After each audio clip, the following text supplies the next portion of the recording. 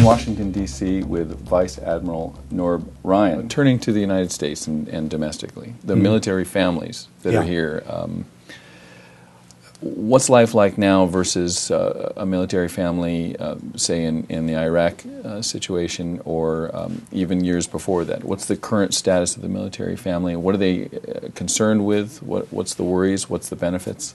Well, the enormous challenge is lack of time at home. We do a Wounded Warrior Forum every fall, and we had last year General and Mrs. Casey, he was Chief of Staff of the Army, and Mrs. Casey come and speak at the forum.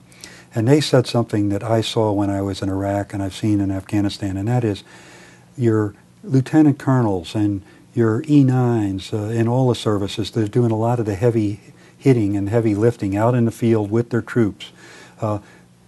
They had nothing but admiration for that mid-grade non-commissioned officer at 10 years of service, or that officer at 10 years of service. Those folks have known nothing but combat since they've come into the service, 10 years. Right.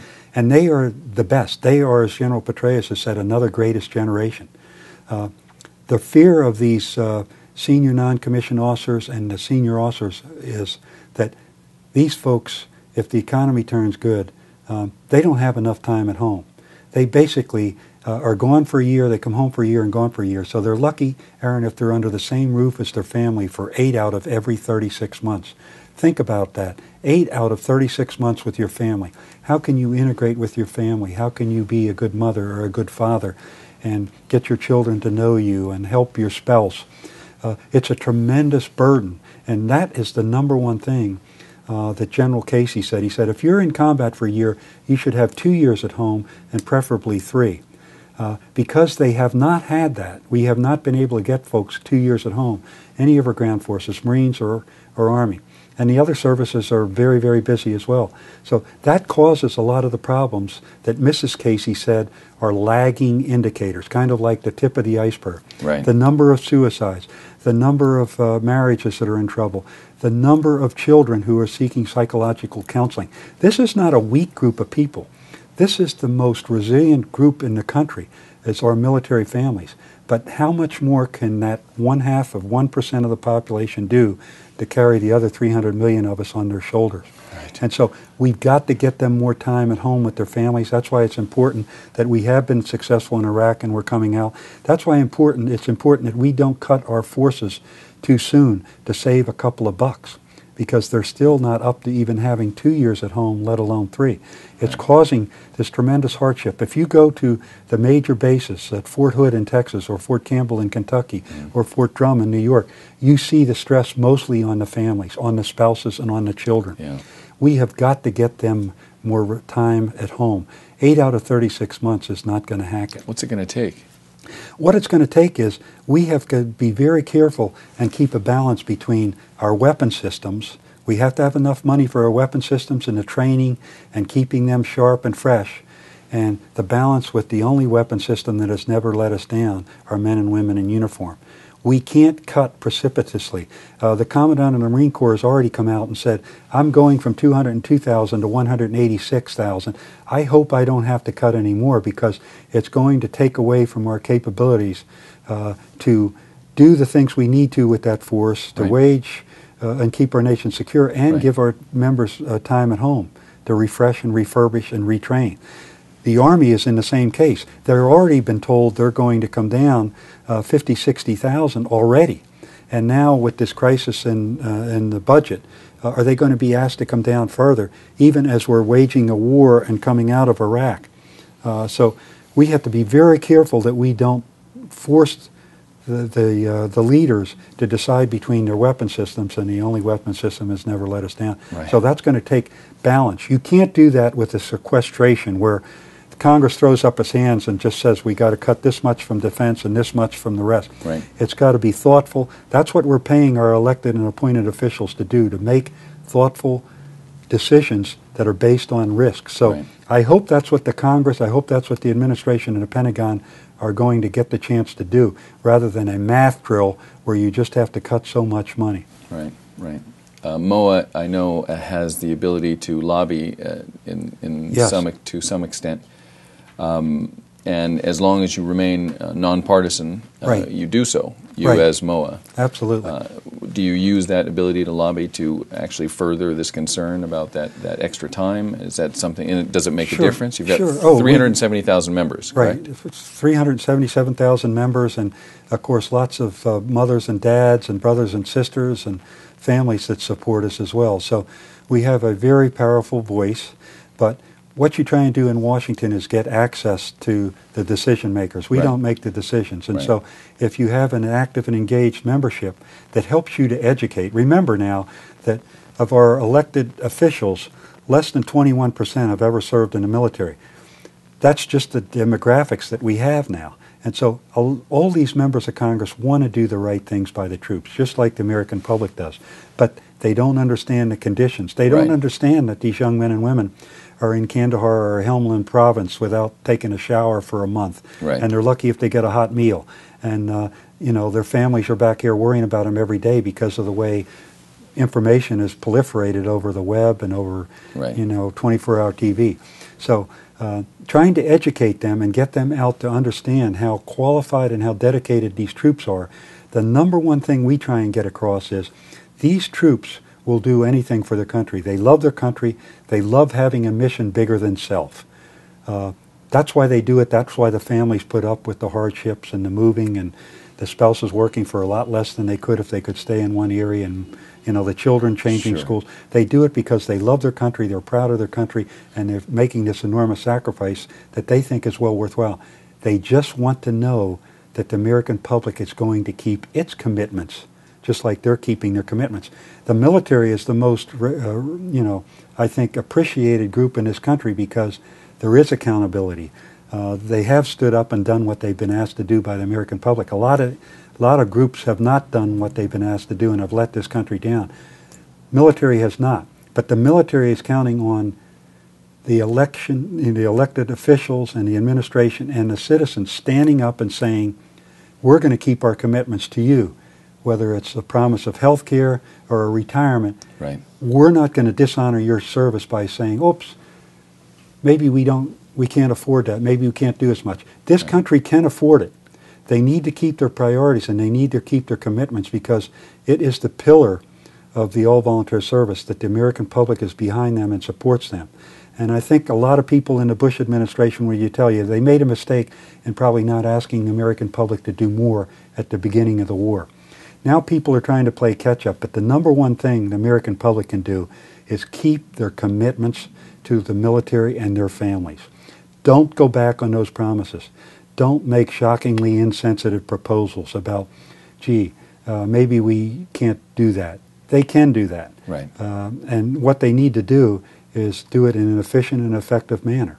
Well, more specifically, you talk about what can the American public do, and with your response, it sounds like a little bit more about the American public lawmakers. But what about American public citizens? What can a non-military family who loves their country just as much as the next military person, what can they do, maybe through MOA or some other method? What can they do to sort of help this cause? Great question, and there's hundreds of organizations out there that can support the families in their local community. But I'd say start with making sure that your member of Congress, your elected and appointed officials, know that you want your government to keep its promises to this 0.5% of the population that has kept their nation secure and done everything that has been asked of them for 10 years and is going to have to keep on doing it. Right. So start with that. And then, there's lots of organizations. We've started an organization called Voices for America's Troops, voicesforamericastroops.org. And what it is any private citizen can join it. And what that allows you to do is use our email system to send emails to your members of Congress and get our educational material about why an issue like health care or retirement is so important to keeping a career force. Because, unlike in industry, you can't go rob somebody that's 10 years that's a senior sergeant or a lieutenant commander or a major, where they have this 10 years of experience. You can't go out and get somebody as a temp to come in and do that. You have to grow your own. So this all-volunteer force is not only dependent on people coming in for 4 years and leaving and going off to another career. Right. But it's very dependent on keeping this cadre of non-commissioned officers and officers for a career of 20 or 30 years. Right. And you can't do that without some pillar of, look, this sacrifice and service is worth it. When you get to 20 years or you get to 30 years, you'll be able to go into another career where maybe you don't have to worry so much about the salary. You want to be a teacher, or you want to be in a non-governmental organization where you're not going to get the same money that you could if you went into a high-flying place because you've got those talents. You want to continue to give back. Right. So that's very important. And then at the local level, you know, people need to find an organization that can help veterans and their families integrate back into their communities. We have a program here that our chapters are working on called the Community Blueprint, and that allows people in their community to say, how are we doing in helping veterans find jobs and helping them make sure they have the health benefits that they need and the education benefits they have. Right. If you do that in your community, get with other communities, whether it's leaders like the Rotary or the Chamber of Commerce, get with your local community and lead that community. You can't do it by yourself, but collectively, you could make sure that those families feel integrated and welcomed. And right now, when you poll military spouses, they think the general public is largely oblivious to the military family's plight. And they don't see the attention. They see the bumper stickers, but, you know, we need more people to get involved at the local level in helping to reintegrate people. And then at the national level, join organizations like Voices for America's Troops to make sure your members of Congress know that you want them to keep a longer horizon on national security. What message did the troops really sort of bring home? I mean, if you were to look at the common denominator from all your conversations with some of those boots on the ground, what would you say it was? Two things, Aaron. Great question. First, the majority of the troops really do believe in their leadership, and they believe in the strategy. And they're beginning to believe in the Afghan security forces. They're great fighters.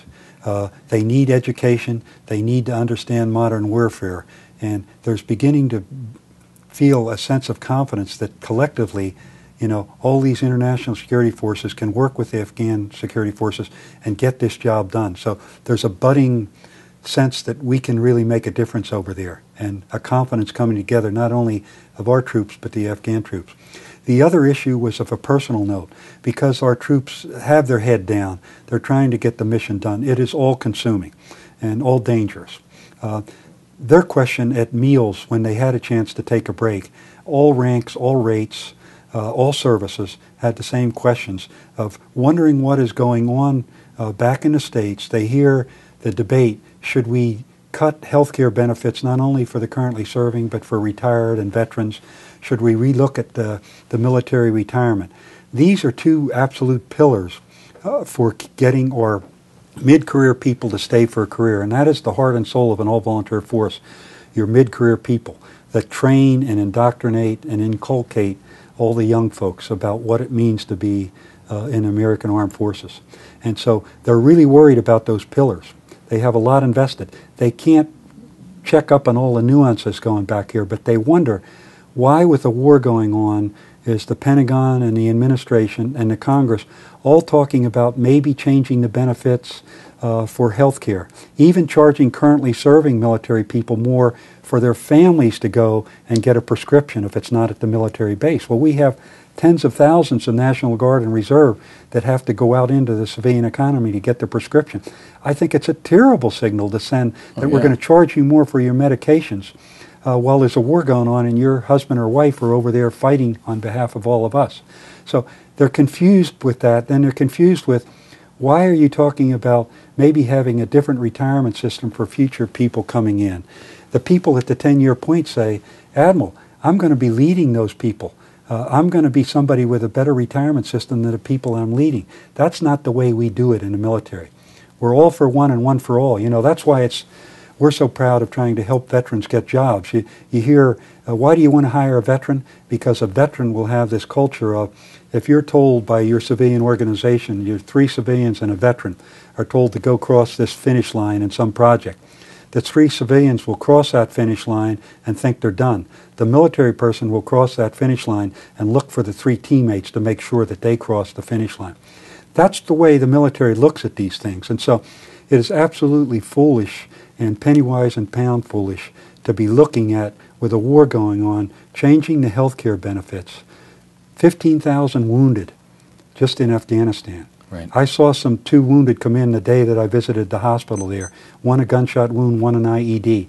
They had tremendous health benefits that got them from the battlefield to the hospital. That night they were going to fly out to Landstuhl, Germany.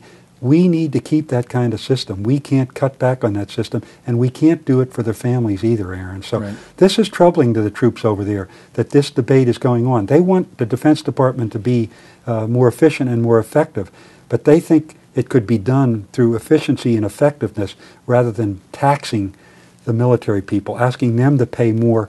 They think they earn these benefits by decades of service and sacrifice, not just what they pay at the end of 20 or 30 years. Right. Anybody who wants those benefits can line up at the recruiting station and get them. Few are willing to do it for 4 years, let alone 20 or 30 years. So we have to remember, these folks, you can't compare them to civilians and say, well, they're paying $500 and civilians are paying $5,000. The military pays their fees up front in decades of service and sacrifice. And that is something that we need to educate not only our elected officials on, but private citizens that don't stop to think about it. Right. Yeah, it does seem penny wise and pound foolish, and just the sheer economics of it. You talk about 1/10 of 1% saving, trimming some tiny little bit off some bean counting bottom line somewhere to save a couple bucks, and the morale cost factor is tremendous, I would imagine. Absolutely, and we've done this before in the 80s, and the Joint Chiefs had to come back in the late 90s and say, retention is going to heck in a handbasket. We need to reverse this. Right. So we've tried this before. These are the two pillars of the all-volunteer force. Health care and making sure that they have a good retirement system. People are going to have to work if they're able to work. Right. But those are the things that pull people that way. And so we're very proud to be leading that effort and trying to get that across to the American public and our elected and appointed officials. Voices for America, the website again? Voices for America's Troops, it's .org. Voices for America's Troops.org. Yeah. And I assume there's plenty of resources at MOA.org as well? There is, that can show you local organizations that you can get involved in, and all the other military organizations that do a wonderful job of trying to advocate. We advocate for big defense, making sure there's enough money for weapon systems and training and organization and the people. But we don't advocate for weapon systems per se. A lot of organizations do. We advocate for enough money on defense and then all the people programs, whether you're a veteran, a widow, children. We want to make sure you keep your commitments to that part of the organization that has never let us down. Outstanding. Vice Admiral Ryan, thank you so much for taking the time to talk to us. I understand you're off to Annapolis. Tonight we give a talk over there to a group of folks that are interested in the recent trip to Afghanistan, and then how can they support this effort on Capitol Hill as the super committee is looking at that. And so we'll try and give them some ideas of how they can play a role in this. Outstanding. Thank you again, sir, for your service and for your interview today. Well, thank you for taking the time to get with us. My pleasure. And all the best to you all. You're doing great work. Thank you. Thank you very much. All right. All right. Thanks, Aaron. Thank you. We'll be back.